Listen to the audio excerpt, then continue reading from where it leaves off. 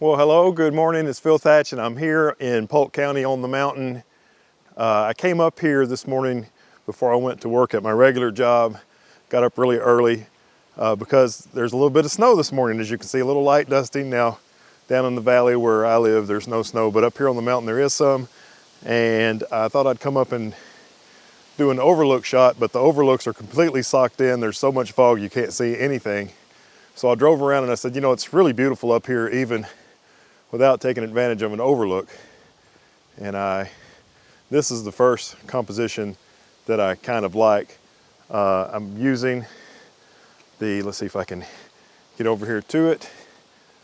I am using the old Z6 with the FTZ adapter and my really old 24-70 f2.8 lens and a circular polarizer, which has kind of been my go-to setup for the last few photo outings. But I use that polarizer to darken this wet road and capture all those beautiful fall color trees. I like the combination of fall color and snow. That's kind of nice. So I'm going to look around up here on the mountain and see if I can find a few more compositions, and I'll let you look at the shots.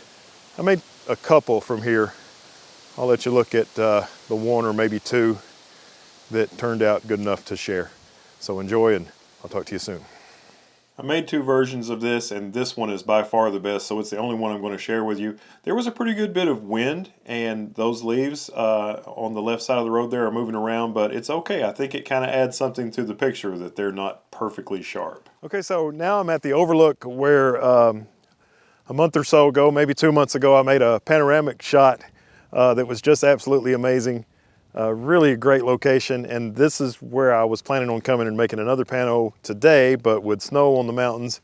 But as you can see, there is nothing to be seen over there. But there is, like I said before, there's still plenty of stuff to see up here, and maybe I'll throw the pano that I made from here the other day in the video right now so you can get an idea of what I was actually going for this morning, and then I'll show you what I actually get this morning.